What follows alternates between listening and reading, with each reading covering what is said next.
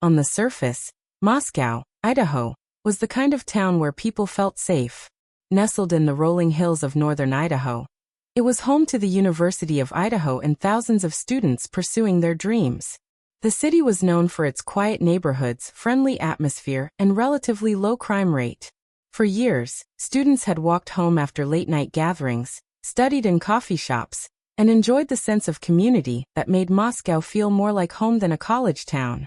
Few could have imagined that this peaceful community would soon become the focus of one of the most closely followed criminal investigations in recent American history. On the morning of November 13, 2022, that sense of security was shattered. For University of Idaho students, Madison Mogen, Kaylee Goncalves, Xana Kernodle, and Ethan Chapin were found dead inside an off-campus home on King Road. The tragedy shocked the local community, drew national and international media attention, and sparked an investigation that lasted more than 2 years before concluding with a guilty plea. Even after the criminal case ended, one question remained unanswered. Why did it happen?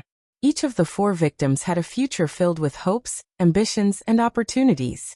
Madison Mogen, 21 years old, was studying marketing and was known by friends for her warm personality and caring nature. Kaylee Goncalves, also 21, had recently completed much of her college work and was preparing to move to Texas after accepting a new job. She had returned to Moscow for one final weekend to spend time with her closest friends. Xana Kernodle, 20, was balancing college with work and was remembered for her outgoing personality and loyalty to those she loved. Ethan Chapin, also 20, was studying recreation, sport, and tourism management. Friends described him as kind, funny, and someone who easily made people feel comfortable. Saturday, November 12th, began much like any other weekend during the school year. Students across campus attended football games, spent time with friends, visited restaurants, or gathered at social events. The 4 victims also spent the evening with friends in different locations before eventually making their way back to the house on King Road. Nothing about their evening suggested that anything unusual was about to happen. According to the official investigation, Madison Mogen and Kaylee Goncalves spent part of the evening together in downtown Moscow. Surveillance footage and witness accounts later helped investigators establish their movements throughout the night. Xana Kernodle and Ethan Chapin attended a gathering before returning to the King Road residence. By the early hours of November 13th, all 4 victims were inside the home. 2 other roommates were also in the house and survived. Investigators later concluded that sometime between approximately 4 a.m. and 4:25 a.m., an intruder entered the residence. Using a large fixed-blade knife, the attacker fatally stabbed the 4 students. The attack lasted only a short period of time, but left behind one of the most disturbing crime scenes in Idaho's history. The surviving roommates were not physically harmed, and investigators later stated that they played an important role in helping establish the timeline of events. Hours later, a 911 call was made from the residence. When officers arrived, they discovered the 4 victims inside the home. News of the killings spread quickly throughout Moscow.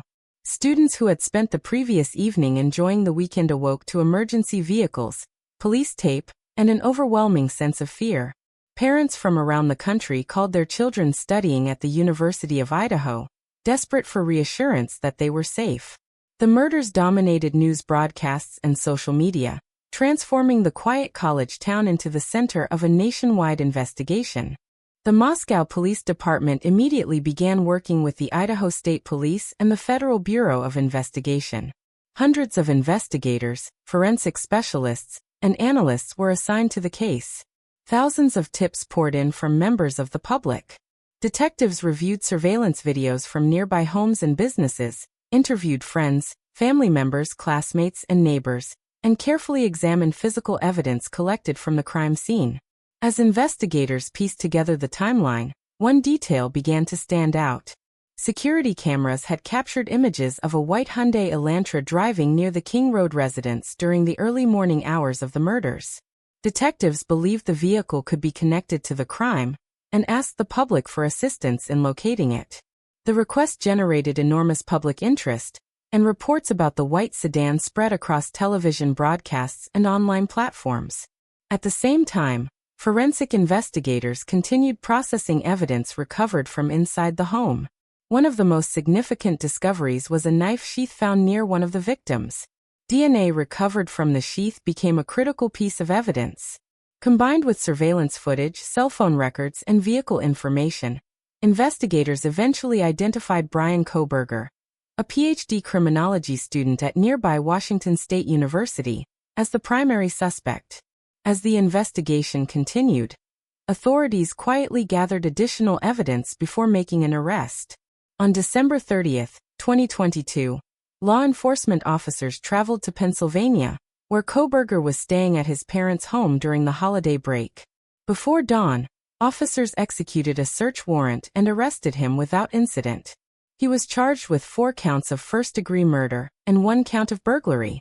The arrest marked a major turning point in the investigation and brought some relief to a community that had spent weeks wondering whether the person responsible had been identified. The legal process that followed was lengthy and closely watched by the public. Prosecutors and defense attorneys filed numerous motions as both sides prepared for trial. Throughout the proceedings, investigators continued reviewing evidence and making court filings available through the judicial process.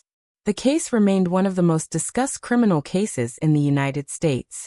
In July 2025, before the trial began, Bryan Kohberger entered guilty pleas to the murders of Madison Mogen, Kaylee Goncalves, Xana Kernodle, and Ethan Chapin, as well as the burglary charge. Under the plea agreement, prosecutors agreed not to pursue the death penalty. The court later sentenced him to 4 consecutive life sentences without the possibility of parole, ensuring that he would spend the remainder of his life in prison.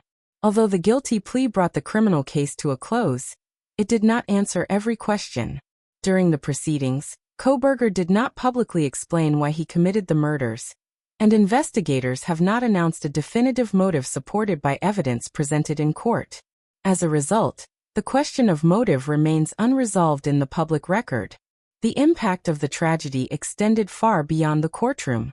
The University of Idaho community mourned the loss of 4 students whose lives had been cut short.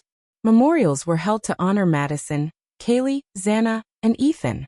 Friends, classmates, faculty members, and families gathered to celebrate their lives rather than allow the violence that ended them to define who they were.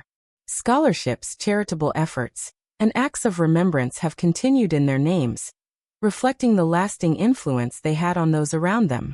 The case also prompted conversations about campus safety, digital investigations, forensic science, and the challenges law enforcement faces when investigating major crimes.